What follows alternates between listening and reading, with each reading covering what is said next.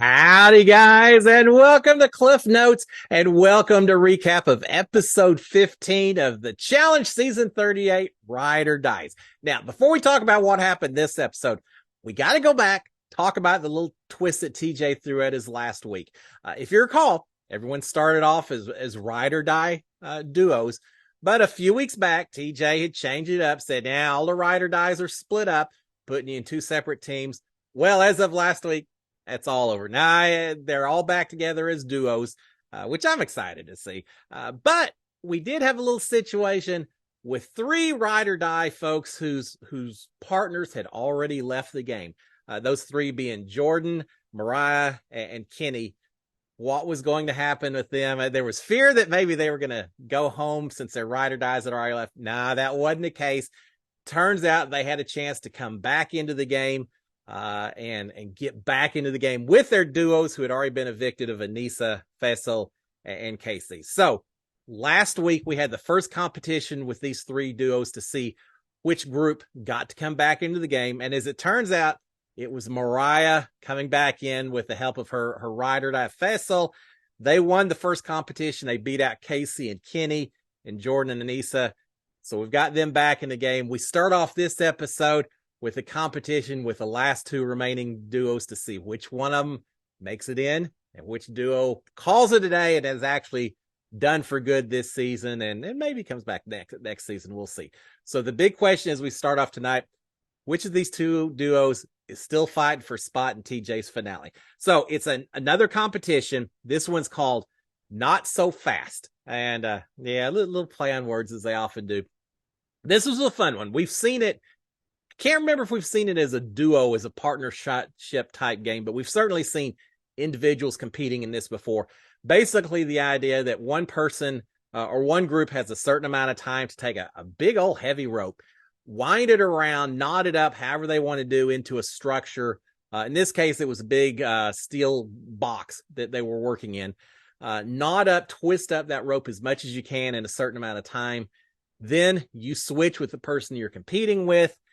It becomes a matter of who can unravel the knots, undo the rope quickest, get everything undone. Whoever does that first survives. So that's what we've got going on in this competition. A little bit of a twist since the duos are competing, since there's two people competing on each side. They're attached to one another, which makes the moving in and out of the structure just that much more difficult. So they've got, I think it's about 20, 30 minutes they have to work with the ropes to twist it all up, and then they switch around. It certainly looks like after that 20 or 30 minutes that Jordan and Aneesa have a much more complicated granny knot worth of rope. It goes everywhere. Really looking at Kenny and Casey's, I'm sure they've got a lot of twists and turns in it, but it really was all along one side of the structure for the most part. So it looks like Aneesa and Jordan probably have a much more complicated rope to unravel at this point in time. But once they switch, TJ blows a horn. At this point, whoever unravels it first, that duo wins. And it certainly looks like Casey and Kenny are probably unraveling the rope faster than Jordan and Aneesa, even though it's more complicated. I don't know if it's teamwork. I don't know if it's just it's hard. I mean, they're attached together. Aneesa is really starting to get gassed out. She's running out of steam, and the communication breaks down a little bit because of that. Jordan is very much hollering at Aneesa to keep going, not to stop for a second. It's interesting. You can see when those things happen. Is it going to drive the two further apart and they'll just flounder and fail? Or what we see in this case, it actually motivates Aneesa. I don't know if she's motivated because of the words she's saying, or she was just getting a little chapped that he was yelling at her as much as he was. It doesn't matter because they really turned the speed up there at the end. And as it turns out, Jordan's motivation works and a lot of effort from both of them. And they finish first. They win the competition. So Jordan and Aneesa are in. Casey and Kenny are going home. I'm happy to see Aneesa and Jordan. I've always been a huge fan of Aneesa, and certainly Jordan. I like the way he's played the game this season. So I'm happy to see them. Casey's already won the competition, so she'll be okay. And Casey certainly will be back. I was hoping to see a little bit more of Kenny. I wanted to see what he could do, and he never really got that many opportunities. But it is what it is. Casey and Kenny are done for this season. Aneesa and Jordan are still in the game. Now, isn't this interesting? When Aneesa and Jordan came in as a duo, there was a lot of talk from them as well. Jordan saying, I'm going to take Aneesa to the end. I'm going to help her win this since she's never won one of these things before. As it turns out, it's just the opposite. Aneesa basically saved Jordan. Jordan had already been eliminated from the game. Aneesa still staying in is what allowed him to come back. So regardless of what happens from this point going forward, Aneesa saved Jordan from this season. So I hope she's proud of that as well. But Aneesa and Jordan are back into the game, and they're very happy. Once they're done, Aneesa's water under the bridge. She's not upset that Jordan yelled at her a lot. I think she recognizes that she probably needed the motivation. So they are back in. Casey is not. Obviously, Nany is not happy at all that they are not together. If I'm one of the I was gonna say, if I'm one of the other players in the game, I'm kind of happy to see Casey and Nany not both together, because you knew there was no way either one of them was going to throw the other one under the bus. They were as tight as possibly could be. I think that it's probably a good thing that those connections were split up, but you still have Aneesa and Tori on two separate teams, and they're just as tight, I think. So either way, you've got some connection in this game that probably need to be broken up going forward. But with all that being said, we now have 12 players left. We're getting close, right? We're getting close to the finale, right? 12 players. I could see it maybe getting down to 8, 10. So I fully expect in the next episode or two, TJ is going to make that announcement for the finale. So we're almost there. Just 1 or 2 eliminations to go, and I think we've got this taken care of, and we get to the ending. All right, now Chauncey, we see some comments from different players with the after effects of not just who got back in, but the fact that they're now competing as duos once again. Chauncey's worried. He recognizes that now that they're competing not as teams, but as ride or dies, he's worried that he and Amber could easily be on the bottom. He's a rookie. Amber has never really felt like she quite fit in with the rest of the vets. And as a result, he knows that there's a big old target on their back for this week and every week going forward. We've got Fessel and Mariah back together, trying to hash out the issues that they dealt with earlier. Remember, Mariah didn't cast a vote to protect Fessel and create a tie when she could have. Fessel was happy to kind of let her go and all that. So they certainly had a little bit to work out. I'm not sure on a completely personal level they've got it all worked out, but from a gameplay standpoint, they at least have agreed to stay focused on what's ahead and not look at what's behind and work together going forward. But there's still a little mistrust between these two. And with all of that, let's talk about this week's competition. And this was a fun one called Runaway Ride. We see a lot of competitions where these players are sitting on top of trucks. They're fighting different things. And this one takes place a little bit different situation. Not a truck, a bus, if I recall, but not on top of it, inside this bus. And this thing, it looks like Sandra Bullock in Speed. The way this thing is swerving back and forth, all they needed was a big old jump over a highway, and they would have complete. Because the way this competition works, one duo at a time is inside this bus. The bus is filled with a whole bunch of beach balls, all with different colored stripes, purple, red, gray, pink. Watching on TV, it's a little hard to distinguish some of these colors. I can only imagine what it's like when you're inside the bus as well. But each of these beach balls is marked with slightly different color patterns. And while this bus is swerving back and forth on the track, going over berms on the side of the road, things like that, the duos have to look outside the bus for some road signs. We'll call it some signs on the side of the track that list the order of different colored beach balls, how they have to be filled in on a chute at the front of the bus. They then have to find the corresponding colored beach balls in this mass of balls inside the bus, drop them into the chutes in the same order that they saw on these signs. Once they've done that, pull a big old lever, put on the brakes, stop the bus, and see how many they got correct. If the top two teams, the top two duos, both have the same number correct, then it becomes a time situation. Who got it faster? Who stopped the bus faster? So they've got to move fast but they also have to make sure they're correct in terms of how these balls go. This is a hard competition. There's a lot of swerving. These things, top heavy. I'm amazed that these things can swerve as much as they do without flipping over. They had some hardcore drivers on this thing because we got people bouncing everywhere. We've got people throwing up everywhere inside this bus. How would you like to be the last duo to go with 10 people have gone ahead of you and probably half of them have been thrown up inside this bus? On the beach balls, everything else. Yeah, this is maybe one that go first or second probably isn't a bad idea because certainly if you're prone to car sickness, this is not your competition. Hard competition. The first duo that we see competing is Amber and Chauncey. They get 7 out of 10 balls right, and that's actually pretty good. Again, it's tough to distinguish between grays and purples, pinks and reds, pinks and purple. There's a lot of different color combinations. And so they get 7 out of 10 correct, which seems like a pretty good score. Olivia and Horacio, they don't show, they seem to do a really good job. They don't show how many they got correct, which is always an indication that they may be in the top finishers there at the end. So we don't know how they did, but it looks like they did pretty well. I continue to be impressed by this team. We've got Jordan out of Vanessa, not finishing quite as well as Olivia and Horacio finish up. They finish up. They only got 1 out of the 10 balls correct. Now, if I recall, they had 10 balls in the chutes. It's not that they tried to stop early or anything else. The colors just didn't correspond the way they needed to. They played so well just a little bit earlier. They may have still been gassed from the competition beforehand. I don't know, but not so strong effort from Jordan and Issa. 1 out of 10, so obviously they're out of it. Faisal and Mariah do well also. They must have put everything behind them. They worked together on this one.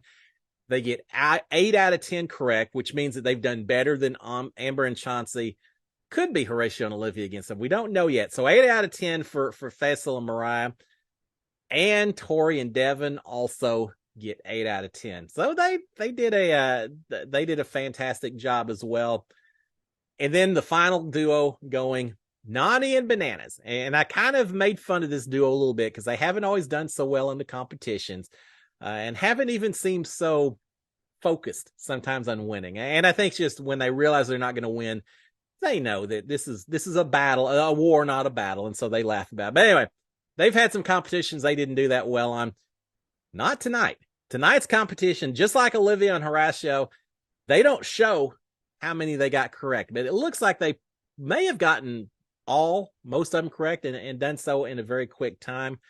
So we're kind of thinking it's between Olivia and Horacio or Nany and Bananas at this point in time.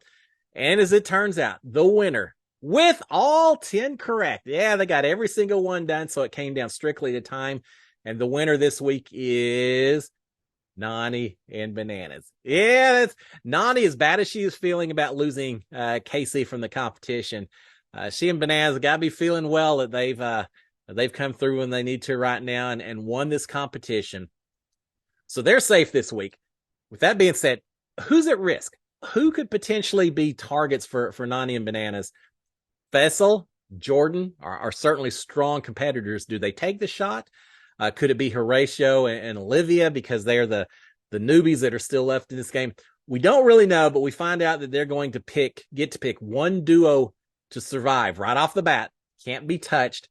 The rest of the duos are going to go to interrogation, and then we'll talk about that in a second. So who do they save? Well, Nany and Bananas talk a little bit. It seems like Nany's really wants to save Faisal and Mariah at this point in time, and Bananas agrees, which I just got through saying I thought Faisal could be a target. So as they talk about it, it makes sense what they've done. They've decided to pick Faisal and Mariah because they believe this is probably the strongest team left in the competition. And they're not to the finale yet. I'm sure they don't want to compete against them in the finale, but they're not there yet.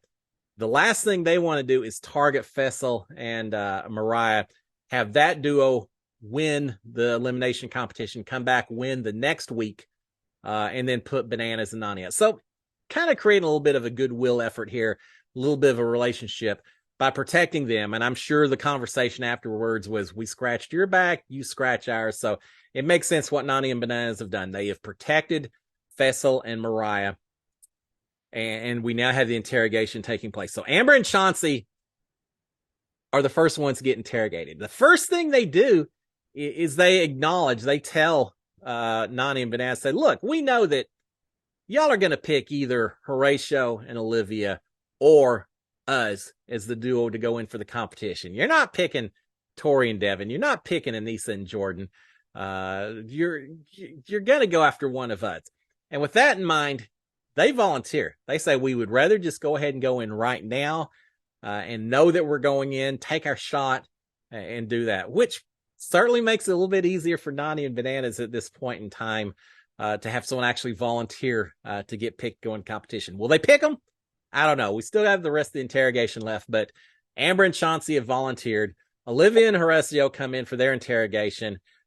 They're not feeling great. They're realizing that if Amber and Chauncey are picked for elimination, well, fine, that's their game and all that. But they're realizing that if that does happen, that they really have a 2 in 3 chance that they're also going to be going into elimination, because they're assuming, and they're absolutely correct, that Tori and Devin, if they draw the safety dagger, they will save Aneesa and Jordan, and vice versa. That those two duos will save each other. So Horatio and Olivia, if Amber and Chauncey are picked, Horatio and Olivia recognize that they're probably going to be competing against them as well. So they're not real happy about that, but they see the writing on the wall.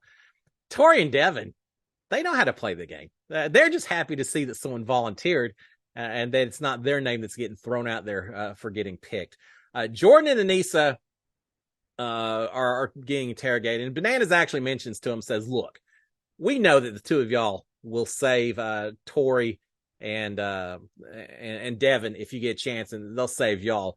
So they said, hopefully, if y'all are both pulling daggers, one of the two of y'all gets safety, protect the other one. Vets saving vets, we're all cool, right? And Jordan and Aneesa understand that. And I think they're recognizing it. They're happy to see the way things are turning out as well.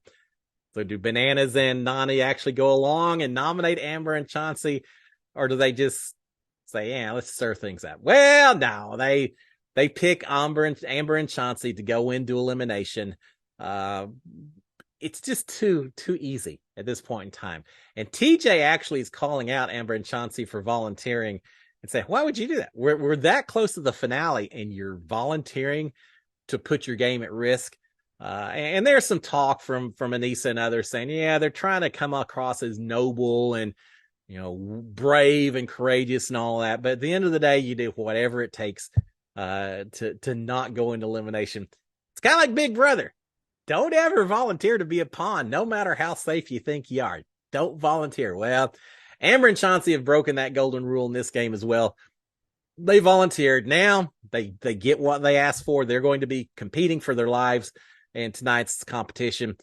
But who are they going to be competing with? Well, just like all the other weeks, it comes down to a safety dagger draw. We've got 3 duos left. Who's going to draw the safety dagger? It turns out, remember, Horatio and Olivia only had a 1 in 3 chance of surviving, knowing that the other duos would protect each other. Well, sometimes it only takes a 1 in 3 chance. Horatio draws the dagger. He draws the safety dagger. He and Olivia are safe, which means there's no choice to be made. They're safe. I take that back. There is a choice. They then have to save one of the other 2 duos to see who actually will be competing. And they save Devin and Tori. So, with all that being said, it's going to be Amber and Chauncey versus Jordan and Aneesa to see who stays, see who goes home. So it seems like Horatio and Olivia picked Jordan and Aneesa for elimination because those two had been mentioning their names more than Tori and Devin. A little bit of past history with them, and so they're returning the favor a little bit and protecting their game a little bit as well. So we've got Jordan and Aneesa, who just fought for survival to get back into the game and did horrible on the competition. Well, now they're paying the price because now they're going to have to fight for their lives versus Amber and Chauncey. So the elimination competition that we get to see this evening is called Rumble Tumble. Fun competition. Picture it as a tug of war type situation. The arena has a big circle around the outside with 6 columns. Geometric things. They're stacked, little columns. They're stacked up on each other, but 6 of them spread out around the ring. 3 of them belonging to one team, 3 of them belonging to the other team. the way this competition is going to work, we're going to start off with the women. So Aneesa and Amber are connected back to back to each other with a length of rope, maybe 10 foot or so between them. When the whistle is blown, each of them has to try to make it to their columns and knock over their 3 columns on the outside of the ring before the other one can knock down their column. So again, it's a tug of war. They're pulling against each other. It's pure strength, endurance, determination to see who can get to their columns first, and a little bit of strategy as well, as we'll find out once Jordan plays the game. So we start off with Aneesa and Amber competing. When the horn blows, they're trying. Amber's giving it everything she's got. I mean, Aneesa's strong. No one's ever questioned that, and she's certainly determined, and she's putting everything she's got into it. Amber is trying. She's digging in. But at the end, she can't do it. At the end, Aneesa has won this thing. She basically gets the point. And Amber had a good point. She was trying to exhaust Aneesa. It actually worked the other way around, though. She could only hold on for so long. Eventually, Aneesa just started dragging Amber around, knocked over her 3 columns. She's won the first round. Best 2 out of 3. So Aneesa has won the first round. It's going to come down to Jordan versus Chauncey at this point in time.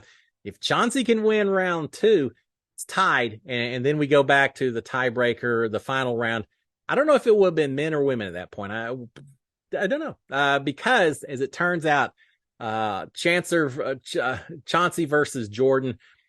Chauncey, pure strength. He's just going to try to muscle it out ahead of Jordan, which if I'm Chauncey, is not a bad idea. I mean, Chauncey's very athletic, very strong and all that. So he knows what he wants to do. Jordan recognizing that it's not just about strength in this competition, a little bit of strategy involved. And so Jordan changes the approach just a little bit. As Chauncey takes off straight across the arena to head to his columns, instead of trying to pull back the other way and making a pure strength competition, Jordan heads at a 90-degree angle to one of his columns. So as a result, Chauncey's not pulling straight back to back. They're going off at a 90-degree angle from each other. Throws Chauncey off a little bit, gives Jordan a little bit more opportunity to get Chauncey's footing messed up a little bit.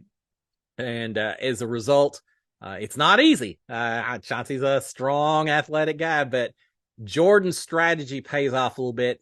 He gets Chauncey off course a little bit with his approach to the side, gets to his first column, gets it knocked over.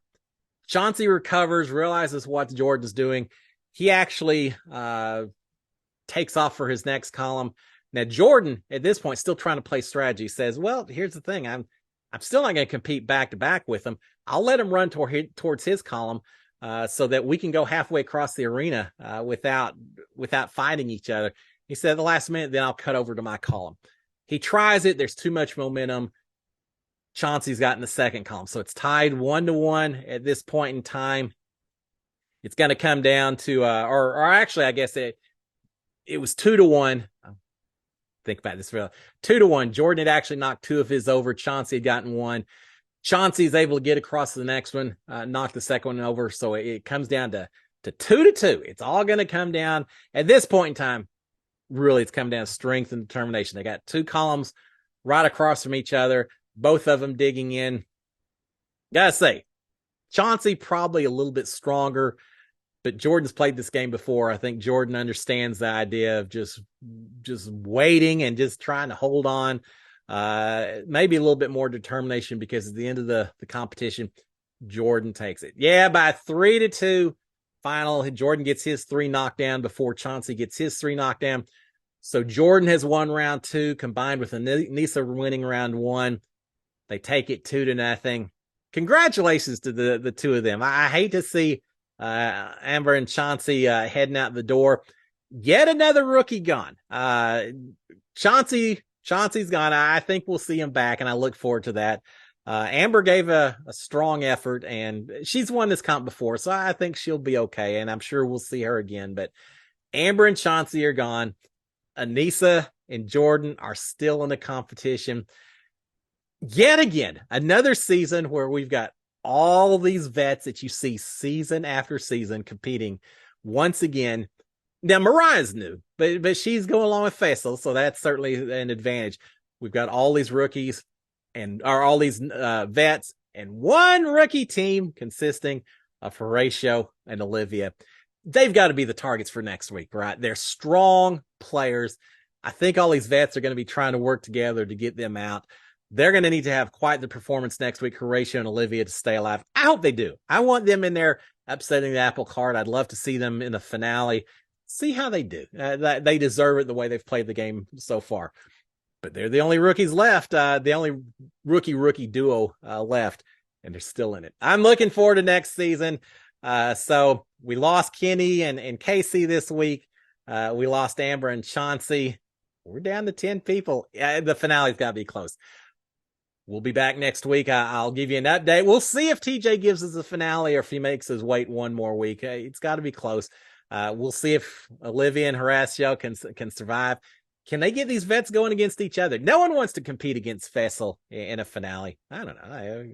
If there's an eating challenge, maybe you do want Faisal in the final. I don't know, but we'll find out all next week. Until then, guys, y'all have a great week. SKD 143. Cheers, my friends.